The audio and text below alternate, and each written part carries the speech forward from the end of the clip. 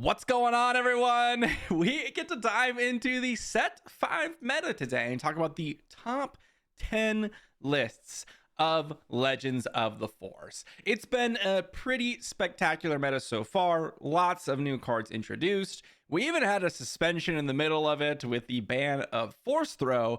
So now we get to kind of, as we're closing out of set 5 and getting closer to set 6, kind of review and look at the top 10 lists as of right now. Now, this is not really my opinion. This is just the top 10 leaders that have the most top 8s across some of the bigger tournaments. So the leader and base combination have more top 8 placements of these tournaments. That is literally just in order. So we're going to start with the 10th most top 8'd, and then move on to eventually reaching the number 1 most top 8'd deck amongst the better, I say better, but more popular and more professional slash exclusive tournaments of Legends of the Force.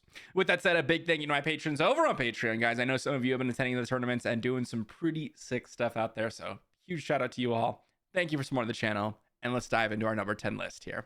On number 10, we've got Vader Yellow, and this one is a little bit disappointing for some of you. Now, Vader Yellow was considered one of the best decks in the format at the beginning of set 5 and at the set 4 when we had the introduction of our pilot leaders. I think the biggest issue with Vader Yellow here is he really got nothing with the new set. I mean, if you look at this list, for example, we'll pull up some example lists of recent placements of these lists. You're looking at kind of pure value in space, and Legends of the Force really didn't bring any new and improved space units. We did get a couple of improvements that came around in set 4 that really made this deck possible.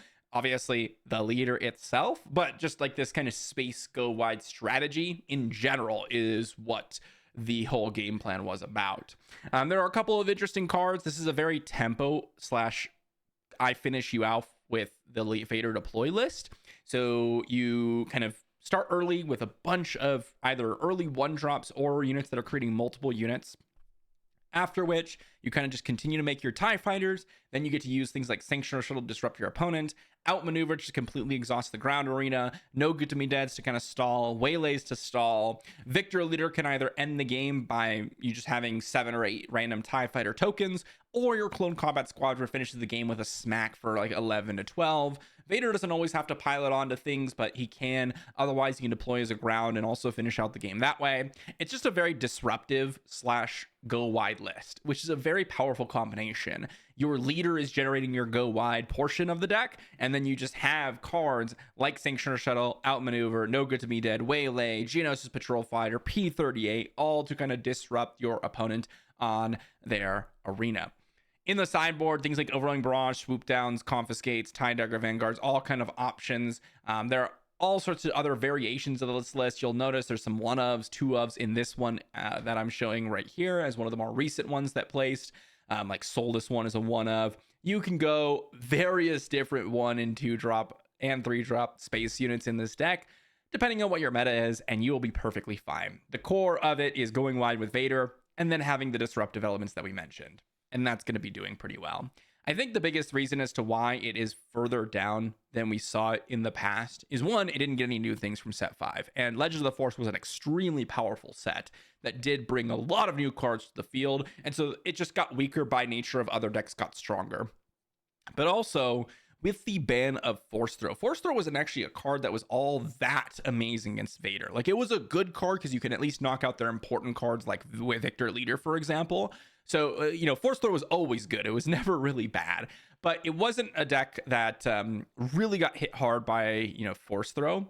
So with Force Throw being banned, the decks that were actually getting kind of pushed out kind of got a little bit better. And I think that also shoved Vader Yellow down a little bit. But really, it was just the introduction of set 5 just really didn't introduce anything to Vader Yellow, and therefore it got weaker by comparison.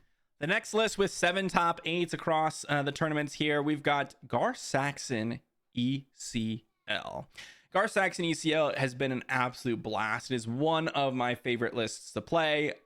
Always ECLing out Vader has been an absolute powerhouse. But really, this list came about because of set 5. Like, Gar ECL was an option you could play, certainly, but you didn't really have the power in order to finish out the game. And what I mean by power, I mean cards that literally just win you the game on their own. There are really 3 new additions to this list with set 5, and that is Darth Vader, Anakin Skywalker, and Craving Power. If you look at where Gar ECL was in the past, it was like a low A tier, high B tier list where you could win games. Certainly, you had some powerful things going on, but it wasn't like an exceptional, okay, this is a scary list. Now it's scary, and that is because ECLing out Darth Vader wins you games. Craving Power, pumping up a unit and knocking out something, is a huge game swing. Anakin Skywalker, coming down and giving things -3/-3 is a really, really nice addition.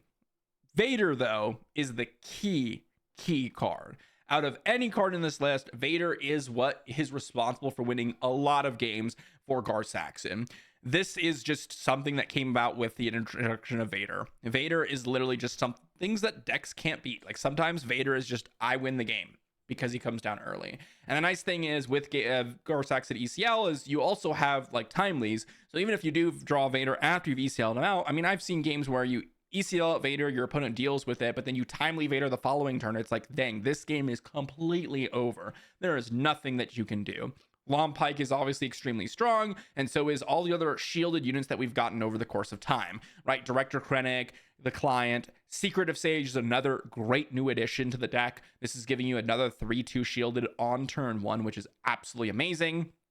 But what's awesome about it is because of Krennic, you can play things like Inferno 4 and Onyx Squadron Brute in your deck as other turn 1 plays that, like, if you don't get the Krennic or Secret of Sage, which you much prefer on turn 1, you can play these. But if you do have the Krennic and you do have Onyx Squadron Brute or Inferno 4, you get massive resource discounts. You, of course, get the Krennic into Shuttle turn. You get Overwhelming Barrage and Power of the Dark Side. You just get so many great additions. You can finish out the game with Mauls if you haven't finished it out with Darth Vader's or anything like that. This is a fantastic list that attacks on many, many angles. But again, it didn't really exist before Set 5. Set 5 completely introduced this entire game plan. Next one, we've got Yoda Force Green with 9 top 8s amongst the tournaments that were recorded here. And this one's a really cool one. This one's definitely newer after Force Throw being banned. And that's probably just because the, Force version without Ki-Adi-Mundi, is susceptible to getting Force Thrown with a lot of the big cards that you have in the deck.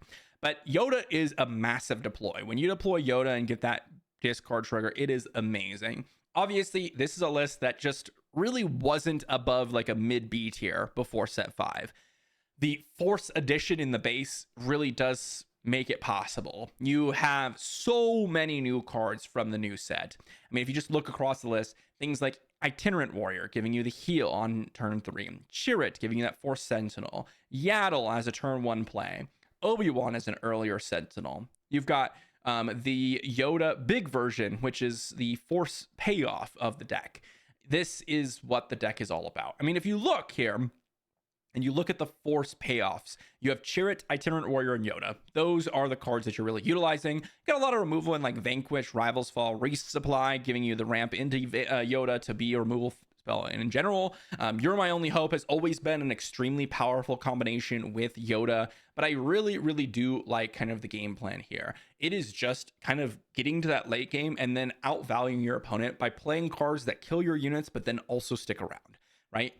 Things like Yoda, things like Luke, Yoda deploy and the unit both do that. Blue Leader ramping and then ambushing out to Ground Sentinel. You even have Clone to copy things like Yoda, copy things like Luke, copy things like Home1, which is really, really cool, honestly. Or not Home1, because you can't. It's a non-vehicle, I believe. I haven't played with Clone in a long time, but I believe it is non-vehicle. But regardless, that is absolutely incredible. This list is pretty fun. It does really do well after the Force Throw ban. You just don't have that to deal with. You don't have your opponent kind of attacking your hand incredibly hard, and also getting out tempoed. The game has become much more kind of mid-range centric with these value plays, and Yoda kind of fits right in. Talk about a list that really just did not exist until the Force Throw ban happened. We've got Han1 Force Blue. Now, this one, again, is another one that did not exist before set 5, and specifically did not exist until after Force Throw was banned. Han1 was one of the most susceptible leaders to Force Throw. I mean, your hand was extremely small and you wanted to preserve your high drops to take advantage of the Han resourcing. That's a perfect combination for your opponent to Force Throw you. But also, if your opponent just kept Force Throw and Force Through themselves, they were able to just deal with your Han, and you couldn't do the Han Solo 7 deal against like any deck. And nowadays you can. But there's also another dynamic to this attack song, which is why people are really playing blue. And honestly, it's the one card that we talked about with another list, and that is Anakin Skywalker. We'll see this come up a couple times, but this is a really key card in this list. And the main reason for it is, if you look, we're playing things like Power of the Dark Side, No Good to Me Dead. And normally you'd be like, well, do you really want to be playing a 4-cost No Good to Me Dead or a 5-cost Power of the Dark Side? But one of the really nice combinations of this deck is you can resource these from Han's action, defeat them from your resource pile. They are now in the discard pile, and then Anakin suddenly gets that 6 resource -3/-3 times 2. That is incredible. But you also have, still your Luke Skywalker coming down on 7 resources on turn 4, which you could absolutely do, which is amazing. You've got your Han Solo big unit version. You've got Qui-Gon as another 7-drop. You have some other Force payoffs with like Vernestra, Qira, as really, really solid ones. Some healing with Itinerant Warrior, or even Shatterpoint as some amazing removal options. I mean, this list really is just, you scale out of control with Han Blue, and it really is tough for your opponent to, once they've begun to fall behind, you will stay behind, because every single thing that comes down afterwards, kills something or attacks your hand or disrupts you in another kind of realm. It is tough to deal with. Now, with Force Throw being gone, this list was able to happen, because with Force Throw, again, you could not use Han's action reliably. Either you were using Han action and then leaving small cost things in your hand, which doesn't really work all that well, or you're using Han's action, leaving big cost things in your hand, and then your opponent just not only gets to get their Force Throw to kill your unit for 1 resource, but also removes more cards from your hand, so you can't use your Han action anymore. So this definitely made room for Han1, and we'll see more of him, spoiler, on this list. Now we get to talk about a list near and dear to my heart. It is pretty much like the exact same list I brought to the Galactic Championships those months ago. Qira Data Vault was the one that brought me a 5-3 finish on day 2 and a 6-1 finish on day 1, and I absolutely love this list. Now, there are a few different modifications since the last time we played, and this is another list that has been an amazing one for a long time. Pretty much ever since Data Vault came out, it has become one of the de facto lists. The set 4 really introduced a lot of players to Qira, but even in set 3 and in some cases set 2, there was Qira Green and Qira ECL happening. So this has been a list for a long time, and it is kind of what I think of when I think of your classic villainy control, like soft control, value oriented list. The villainy command Vigilance is just amazing, and this is partially why. Now, Force Throw was actually a card that was, depending on the matchup, really solid against Qira, because you could knock out Qira herself very easily for 1 resource, and that would prevent things like the Overwhelming Barrage turn or anything else from being played. So I do think that helped out Qira a decent amount. But more importantly, the lists that are coming back because Force Throw is gone is allowing Qira to perform quite well as well. And that's something to think about. Now, with set 6 coming out, you didn't really get like a crazy amount of new cards, right? I mean, you can see here you've got Eighth Brother in the list. You've got Terrent Attack, ambushing units that can kind of do some work. And outside of that, there really isn't a whole lot of new additions. You're still kind of just playing the classic Vigilance, Villainy, Command shell that you are also used to. And Qira does it better than anyone else as of right now. I mean, Iden was a list that people were starting to kind of lean towards in set 6, but Qira Data Vault, as well as the new Kylo Ren, or set 5 rather, but Qira Data Vault has been the classic, and it is like the quintessential version of this list. You've got the ramping aspects with Super Laser Technician and Resupply. You've got an early to deploy leader to not fall too far behind. You've got some early Sentinels that synergize really well with Qira's action, like Phase 3, Pike Sentinel, and Perimeter ATRT.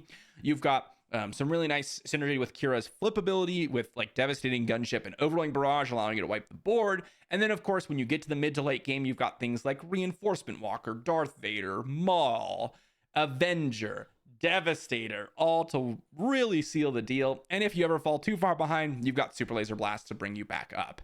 This is an amazing, very well-rounded controlling list. And even though it is one of my favorite lists, and I've said this in videos in the past, I am excited to see what rotation brings. And I know some people are not excited about rotation. I'm actually, the more I play, and I've played a lot, I'm excited for rotation because, you know, I'm curious to see where the meta is going to end up without cards like Power of the Dark Side, Super Laser Blast, Fell the Dragon, Takedown. We're losing a lot of removal that makes some of these more controlling decks possible. And so I'm curious to see if the meta is going to really open up to a lot more styles, because these really do dwarf some of the styles inside the game, or if they're just going to reprint Power of the Dark Side in set 7 and we're going to be back to kind of square one. That's the question, and we'll find out soon. With 16 top finishes, we've got Han1 Green this time. This one's not a Force-based deck. There wasn't a whole lot of Force payoffs in the Han Blue version, but it was worthwhile for some certain cards. Honestly, I mean, this is just one that we've been very, very much used to for a long time. And really, again, only was able to show up because Force Throw is gone.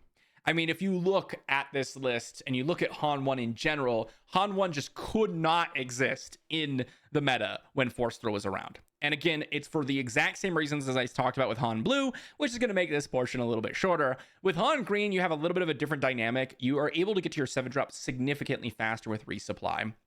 So you can turn 1 resupply potentially, allowing you to play a 5-drop on turn 2 if you want, or you can just go turn 1 resupply into like turn 2 3-drop like Millennium Falcon or whatever else you want to be playing. Stolen AT Hauler, Obi-Wan as a Sentinel, and then with that, because you're going to be, or you can even play Qira because you're going to have 4 resources on turn 2.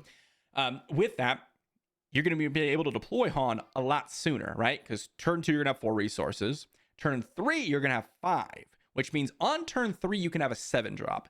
That's what makes Han Green scary. You can go Ewing Reinforcements into like Blue Leader plus a 2-drop. You can play Caloran Back or Han Solo unit or Enfys Nest. There's a reason why there's a lot more 7-drops in these Han Green lists typically than the other ones. It's because all of these cards, like Caloran Back and Ewing, are usually the favorites of this when you get to that early 7-drop deploy, because you can deploy multiple units, right? You can go Ewing Reinforcements and, like I said, grab double Millennium Falcon or Millennium Falcon, R2 and L3. Or with Caloran Back, you can grab Caloran Back plus a Millennium Falcon, which produces multiple bodies on board, which is quite scary. One of those things, and this is kind of surprising to me when I was looking through the Han list, is they're not actually playing Plo Koon because it's so reliable. To be able to get down units these days and take advantage of Han's action. So this is pretty sweet. The green list, again, really just utilizes a whole slew of very powerful 7-resource plays to completely dominate the game because of how powerful resupply can be and Han's action. It is just incredible. But, you know, again, with set 5, you do get some new cards. Caloran Back and Obi-Wan were conducive to success for Han1 after the Force Throw brand, but it really didn't get a whole crazy lot better, as Han1 was always good. It's just when Force Throw was a popular card, it just got so much harder to play this deck. Now we're kind of breaking into the top 3, as this list and the next one we're going to talk about are tied for 3rd place with the top 8s, with 17 top 8s across the tournaments recorded. And this is Sabine ECL. This one's no surprise. This one's a very classic list and has gotten nothing from the new set, with the exception of potentially Yoda's lightsaber if you're a Sabine deck that wants to play it. This one that I pulled up that was more recent did not play Yoda's lightsaber, but you can certainly play that. This is just a classic Rebel aggro list. I mean, you've got kind of your early deploys that are all Rebel-oriented leaders, things like Luke Skywalker or Battlefield Marine or Sabine Wren. Then you turn to Fleet Lieutenant Wing Leader, go to town. You've got some really nice ECL targets in Sabine's Masterpiece, K2SO, Poe Dameron, and Wrecker. Those 4 are really the exclusive ECL targets of the deck for the most part. Again, that's a general rule. And that makes Sabine really scary. You have an early deploy leader on 4 resources that puts super, super hard pressure on your opponent. You've got dark sabers to really push that pressure even further, rebel assaults to cheat on actions, just pump in damage, for a cause to get that little bit of extra reach in alongside K2SO. And I mean, you just got a classic list, right? There's nothing new from the new set. Nothing. Literally nothing. You are just playing the classic rebel aggro list, at least in this list, and you are going to town.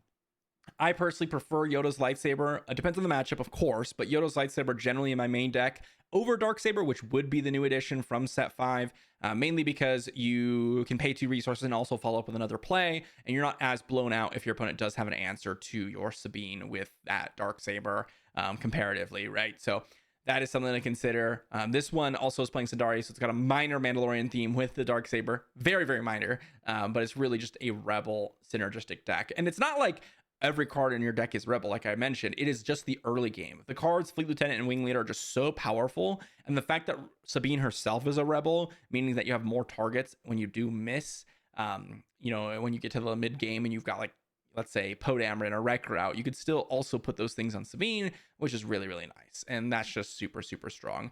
Rebel Assault, this is one of the few lists that Rebel Assault actually functions because Sabine's so early deploy that you're always going to have that second target. That's something that makes, you know, Rebel Assault truly, truly powerful. And you're just absolutely dominating some lists. Sabine's action's always been good. You don't care about the damage to yourself. You only want to damage your opponent because you're going to be the aggressor with a 4-drop leader, right? This one is going to be around, I imagine, until rotation. I don't expect this going anywhere, but it's still a very, very competitive list. And of course, it wouldn't be a true top 10 list in any format without one of the Fets in the top 10, and that is Boba for Data Vault this time. This one has been really, really showing up and doing some major work in the format, and it really didn't get a whole lot from the new set. As you can see from the screen here, I mean, you're getting really HK47, and that's pretty much it. You really don't see a lot of lists playing anything outside of that. It's just a matter of what Boba Fett has been able to accomplish. This more value-oriented list kind of fits Boba Fett really, really well because all these indirect damage going around kind of slowly shrinks your opponent's units down. You get Boba Fett down, you can kind of finish them all off, or you get Overlaying Barrage to finish them all off. You can really keep them off the Force, which I think is a really, really important mechanic with the Force decks running around. Because of things like Daring Raid, Force Choke, Open Fire, and then the indirect damage or the non-combat damage allowing you to trigger Boba Fett's ability means that you're putting pressure on your opponent's base as well. All this is going on. HK is a nice addition to this as well because you can start with HK, follow with Open Fire, kill a unit, deal 2 to base. That stacks up very quickly. And then with things like Devastator, Ruthless Raider, or even Planetary Bombardment, you can kind of burn out your opponent in the late game. And that's kind of what indirect damage does oftentimes. So this list is just high value, lots of damage being passed around to a lot of units, and then just kind of slowly winning your way through. There's nothing too crazy about this. One of the best cards in the list definitely is Fett's Fire Spray, I will say. You know, coming down as a 4-resource, 4/4 space unit, it's already pretty solid, but then also having that essentially 3 indirect damage coming in immediately, and then following that with every single time you attack, you get 3. And I say 3 lightly because it's also Boba Fett's exhaust that causes that 3rd point of damage. But I mean, this list is just amazing, and the landscape of the format has turned to, you know, kind of this mid-range value format, like I mentioned, and Boba Fett fits right in because when you deploy that Boba Fett, I mean, you've got that kind of mini Overlaying Barrage, and that can fit perfectly with all the indirect damage you're doing, but you're also able to put a lot of pressure on your opponent. I mean, there are some matchups where you go with turn 1 Pride and you're dealing, you know, the 5 damage every single attack because you have the initiative, or a First Order Stormtrooper alongside another play, and you're suddenly really swarming the board. It can be pretty scary pretty quick. For number 2 here with 23 top 8s across the tournaments recorded, we've got Cad Tarkintown. This one's not a surprise to me at all. It is definitely one that was on my list that was going to get a lot better after Force Throw being banned, simply for the fact that it's one of the few lists that can still really utilize Tarkintown to its maximum potential. It's the only list in the top 10 that is running Tarkintown, which was surprising because before we had way more lists, including like Quinlan up here in Tarkintown territory. But really, this list has kind of evolved over the course of time. Cad Bane has been around since set 2, you know, with Tarkintown. Being able to just immediately trigger it on turn 1 with all the Underworld cards has always been very, very solid. But with the new set, we did get quite actually a few different additions, which has been awesome to see. Of course, the main game plan has shifted. Before, it was more, kind of getting value from your units, getting the 1 damage in, and kind of dominating the early game with just solid plays. But now there's a lot more 1-drops. I mean, if you look at the list, we've got Guavian Antagonizer, Greedo, Death Star Stormtrooper, and Criminal Muscle. 12 1-drops in the deck, which oftentimes weren't played before. Like Death Star Stormtrooper, Guavian Antagonizer, Criminal Muscle, these were never played. Greedo sometimes. We also have Reckless Gunslinger also to play on turn 1. I mean, there is a lot of them, and it's mainly because of the strength of just how easily you can dominate the early game with things like McClunky, returning Underworld cards, and then being cheap, or Tarkintown dominating. We've got Aura Singh and Nile Marauder as some really, really high powered, but also high toughness. As long as you're being the aggressor, they're amazing. But that's the key with Cad Bane. You are always the aggressor, usually, because Tarkintown allows you to dominate the early game. So because your opponent doesn't have units to deal with these guys, they're probably going to live. And that extra raid 2, even though it doesn't have power when it's defending from an actual combat attack, it's got power when it's attacking base. And that's all that really matters for you. But also, you've got some really, really strong plays up the curve. IG-2000, the Forlom Zuckus still is a combination that exists. You got Sneak Attack to finish out the game later. Ruthless Raider to burn out your opponent. You've got very, very large amounts of tempo plans with, as I said, McClunky, but also No Good to Me Dead, Waylay. You've got Hot Shot in your blaster, which if you're playing a cunning deck, you've got Hot Shot in your blaster no matter what. I mean, the cards are incredible. So really, really just a powerful, powerful early game dominant list that rushes the board and completely takes over. This is a fantastic list, and one that has really, really shown how strong it is, especially after Force Throw has been banned. And I'll be the number 1 list in Legends of the Force is Han Blue Force. This is 26 of the top 8s of the meta. And I will say, when I say number 1, this is just one of the metrics we're going by. People, I'm sure, will say, well, how popular were the lists are, or how popular were the lists at each tournament? Maybe the conversion rate's not as good for some of these lists over others. And you're absolutely right. These are all factors that we need to consider. This is just one metric that I'm going by. But in terms of the performance and the most winning lists in terms of top 8s, Han Blue is number 1. And this was before Force Throw ban and after Force Throw ban. And it's something that I wasn't too surprised about, again, because Han Blue's main game plan was always to get very, very awesome units down way earlier than anyone else, because the 1 resource cost reduction every single time, as early as turn 1. You've got things like Grogu from the new set that is absolutely amazing on turn 1. But you can also play things like Yoda, Ogdo Bogdo, or even Yaddle or Adi Gallia. You've got the new Force Synergy from set 5 with the Kiadi Mundi coming in. Mace Windu as payoffs. Anakin, which you can utilize because of some of the villainy cards in your deck, like Force Choke and Power of the Dark Side, or whatever other villainy card you decided to play. You got that value oriented. But then you also play Crate Dragons in the late game. This list is surprisingly aggressive, with things like Ezra turn 1 or Ogdo Bogdo turn 1 or Grogu turn 1. And in some cases they're not like super aggressive, but it's aggressive in the nature of taking over the early game. You take over the early game, you get your Force generation, you suddenly have a huge hand of cards, which was one of the problems in the past with Han 2. And then you're able to deploy them all, but you're also able to just completely control the board with things like early Mace Windu, 5 resource Mace Windu, and then 6 resource Luke Skywalker, or 5 resource Anakin, 6 resource Luke Skywalker. And then because your opponent's constantly trying to recover, you finish them out with, I play a Crate Dragon for 8 resources. Your opponent has no answer to that immediately, or maybe they do, but it costs them a ton of life and they need to answer it immediately because they can't play anything else in a Crate Dragon. That's the strength of Han.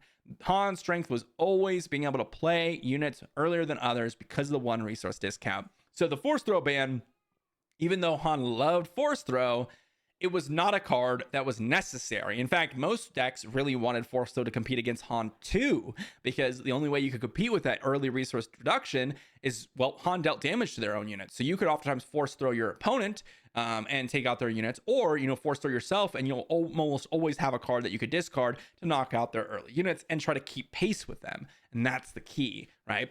This is a very powerful list and really is the set 5 list. It's very interesting because if you look, some of the lists, like Cad Bane has some small editions, or Boba Fett Data Vault has small editions, or Sabine doesn't have any editions. And then there are lists that are like purely set 5 lists, like the Han BForce lists.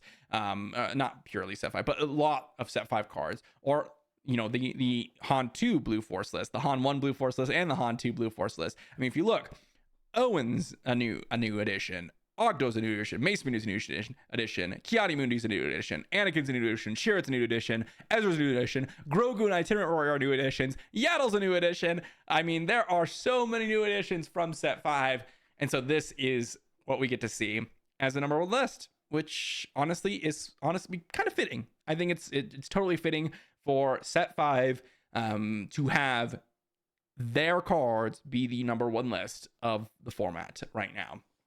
We'll see if this continues to keep up, but I don't expect any major meta shifts for the rest of the set. I expect this top 10 list to be relatively the same. Well, I say that lightly because there are, you know, some of the like bottom 5 of the top 10 list, I'm sure that's going to kind of shift around just because, you know, people decide to play one deck over the other at one point versus another, right? So I'm sure that's going to happen, but this is the top 10 list. And if you're looking to bring something to the tournament, honestly, all of these are going to perform pretty well. You know, right now the meta is extremely balanced around kind of that mid-range format. It's a lot more value oriented. The one exception to that is the Tarkintown Cad Bane list, which really does dominate the early game and kind of rush you down. Sabine kind of also follows that same form where she's kind of really doing some work and putting pressure on you. But it's been an absolute blast. I've had a ton of fun. Set 5 was amazing. I'm glad it was the Galactic Championship. It was fun to see the format so new and being able to play, you know, my Qira Data Vault at that tournament. And it was a ton of fun. So, you know, if you haven't already, make sure to dive into some set 5 games before you move on to set 6. But we are getting close to set 6. So we are about to say goodbye to the set 5 format. I know we still got like a month or so, but it's coming, and it's coming fast. Thanks for watching, everyone. Let me know what your favorite lists are of this top 10, or maybe one that's up there, but not in the top 10 that you really like playing in the comment section down below. And I'll see you all for the next one.